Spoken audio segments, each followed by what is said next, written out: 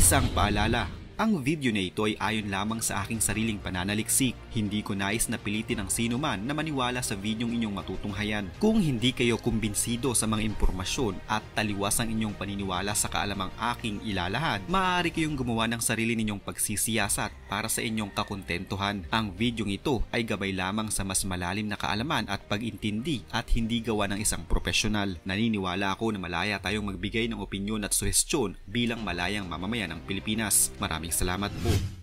Naging usap-usapan noong mga nakaraang linggo ang pagkakadakip kay KOJC leader Apollo Garion Kibuloy na hanggang sa ngayon ay dumaraan pa rin sa mahaba at marami pang investigasyon. Bukod kasi sa paggalugad ng mga nasa libong mga pulis sa KOJC compound sa pangunguna ni General Nicolas Torre na hindi nagustuhan ng mga miyembro nito. Isa pa sa mga nagpataas sa kilay ng mga taga-suporta ng pastor ay ang pagpapasuot ni General Torre ng mga uniforme ng pulis sa mga sibilyan sa kasagsagan ng pagtugis sa pastor.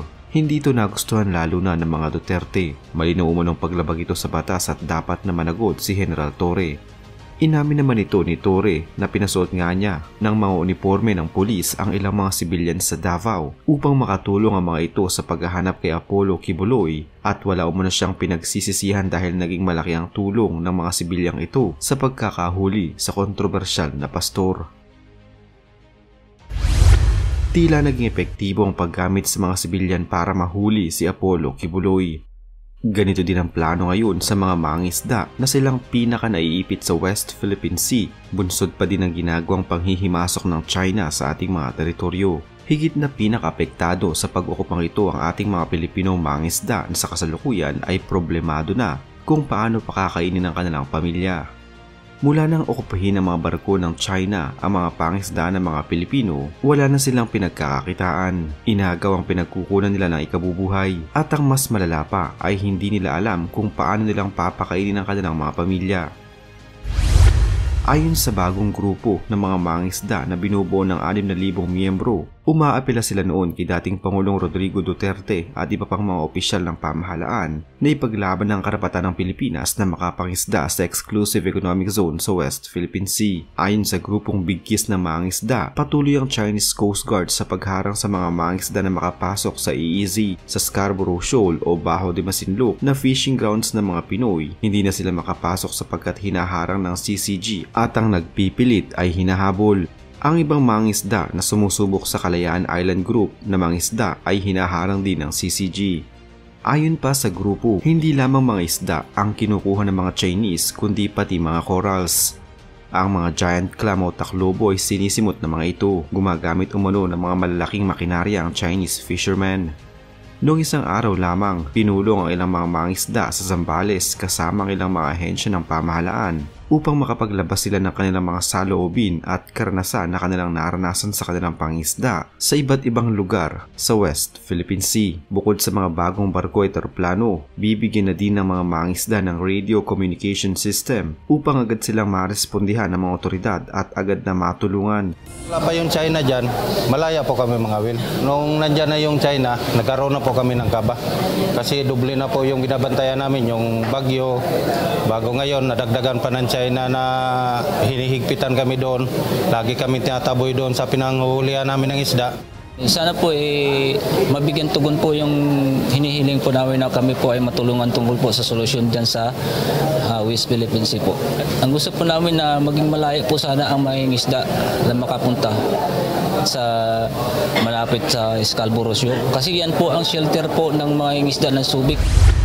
Noong nakarang taon din, nasa 70 mangingisda na mula sa iba't ibang bahagi ng Bataan ang nakisama sa pagsasanay sa mangingisda upang maging mga deputized fish warden o mga bantay dagat. 2 araw ang ginawang pagsasanay sa pangunguna ng BFAR Region 3. Ang programang Bantay Dagat ng BFAR ay isang community-based law enforcement program na humihikayat sa mga baybaying barangay upang suportahan ang pagbabantay sa ating teritoryo. Kabilang sa ginawang pagsasanay ay ang pagtuturo sa mga mangingisda ng pagkilala sa isang barko, pagtukoy sa mga isda kung ang mga ito ba ay ginamitan ng dinamita at ang pagsasagawa ng warrantless arrest.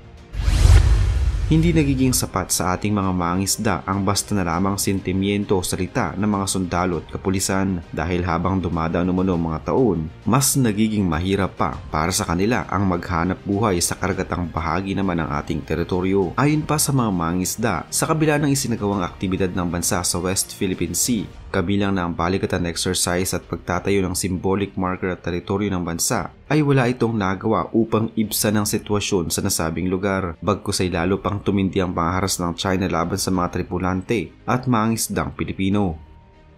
Saad pa nila na mali na umanong nagiging katayuan din ng mga mangingisda pagdating sa nasabing usapin. Ayon pa sa kanila, bagamat may kaunting tulong na naidudulot sa mga mangingisda ng bansa, gaya na lamang ng pag-aabot sa mga ito ng ayuda tulad ng fuel subsidy, ay hindi ito sumasapat. Paggigit nito na masasapat kung magiging malaya at walang takot sila na makapaglayag at makapangisda sa sariling teritoryo ng bansa. Kung matatandaan, isa sa mga inamin ng ating mangingisda sa ating mga otoridad ay ang paglalagay ng kahinahinalang tubo sa mismong bahura, pero wala silang ideya kung para saan ito at kung ano ang kinalaman ng tubo sa lugar. Hindi na nila ito inusisa dahil na nga sa pinagbawalan silang lumapit sa naturang bahura. Ayon pa sa mga mangingisda, pinalibutan na din umano ang paligid ng bahura ng mga Chinese vessels.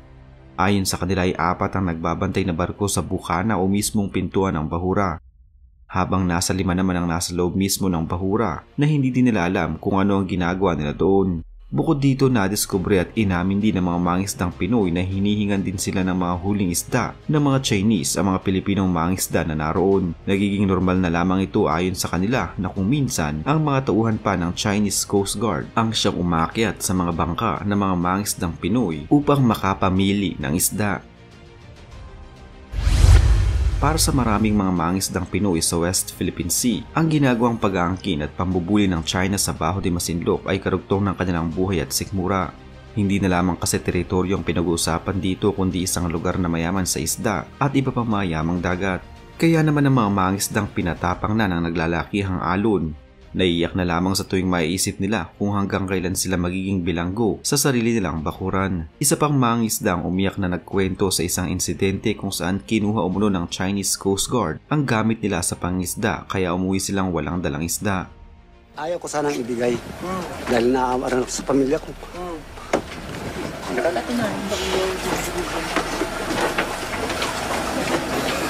Halos nga wala akong kinita, sir.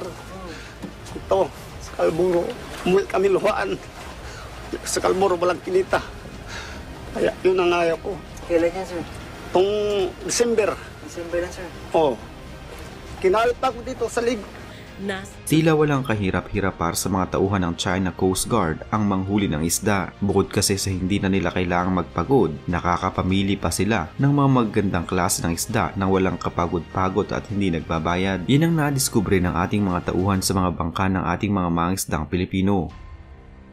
Paulit-ulit pala silang tila kinikikilan at hinihinga ng isda ng mga tauhan ng China Coast Guard. Ang ating mga mangingisda ay walang magawa at hinahayaan na lamang ang mga swapang na Chinese. Sa video na ito, makikita kung paanong humingi ng isda ang mga tauhan ng China Coast Guard sa mga mangingisdang Pilipino. Ayon sa mga mangingisda, madalas umano itong nangyayari at wala naman silang magawa. Sa cellphone video na ito, makikitang ang mga Chino ay sumampa pa sa bangka ng isang mangingisda na walang kahirap-hirap at dumiretso agad sa lagayan ng huli ng mga Pilipino.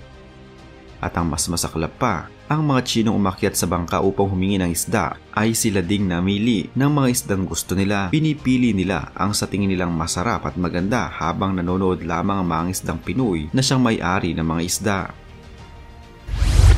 Sa video naman na ito, makikita na lumapit ang isang maliit na bangka ng China Coast Guard na may sakay na 2 Chino. Ang pakay nila ay humingi din pala ng isda.